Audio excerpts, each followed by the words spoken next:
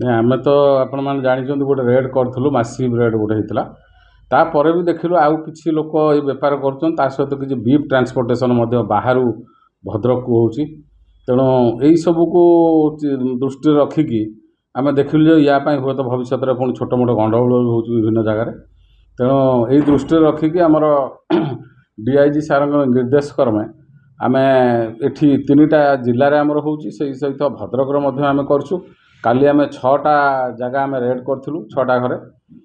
ଯଦିଓ ବିଶେଷ କିଛି ମିଳିନଥିଲା, କିନ୍ତୁ 2 ଜଣଙ୍କୁ ଆମେ ଯେଉଁମାନେ ସବୁ ଆମର ଆଗରୁ ସ୍କାନରରେ ଥିଲେ ଏବଂ ସେମାନଙ୍କ ନାଁରେ କେସ୍ ଅଛି, ସେମାନଙ୍କୁ ଆମେ ଆରେଷ୍ଟ କରୁଛୁ। କିଛି ତାଙ୍କ ପାଖରୁ ଯେଉଁ ମିଳିଥିଲା ପର୍ସନାଲ୍ ସର୍ଚ୍ଚରେ କିଛି ପଇସା ସେଗୁଡ଼ା ଜବତ ହେଇଛି। ବାକି ତାଙ୍କର ଯେଉଁ ଫାଇନାନ୍ସିଆଲ୍ ଇନଭେଷ୍ଟିଗେସନ୍ ମଧ୍ୟ ଆମର ଜାରି ରହିବ। ତେବେ ସାର୍ ଆଗାମୀ ଦିନରେ ଆହୁରି ଚଢ଼ଉ ଜାରି ରହିବ। ଆଉ ବିଶେଷ କରିକି ଯେଉଁ ଗୋରୁ ମାଫିଆ ମାନେ ଭଦ୍ରକରେ ବିଭିନ୍ନ ସମୟରେ ଆତଙ୍କ କରୁଛନ୍ତି, ତାଙ୍କ ଉପରେ ଚିହ୍ନଟ କରାହେଲାଣି? ନାଇଁ, ନିଶ୍ଚୟ ଆମେ ତ ଚିହ୍ନଟ କରିକି ରଖିଛୁ ଏବଂ ଭବିଷ୍ୟତକୁ ଆହୁରି ଜୋରଦାର କରିବୁ। ଖାଲି ଗୋରୁ ନୁହେଁ, ଡ୍ରଗ୍ସ ମଧ୍ୟ ଆମେ ଚିହ୍ନଟ କରିସାରିଲୁଣି। ବହୁତ ଜଲ୍ଦି ଆମେ ଡ୍ରଗ୍ସ ଉପରେ ରେଡ୍ କରିବୁ। ଡ୍ରଗ୍ସ ଉପରେ ଗୋଟେ ମାସିଭ୍ ରେଡ୍ କରିବା ପାଇଁ ଚାଲିଛି ସବୁ ଥାନା ଏରିଆରେ ଯେଉଁଠି ମେଜର ଅଛି, ଯେଉଁମାନେ ରହିଛନ୍ତି ସବୁ। ତେଣୁ ସେ ଜାଗାରେ ମଧ୍ୟ ଆମର ରେଡ୍ ହେବ।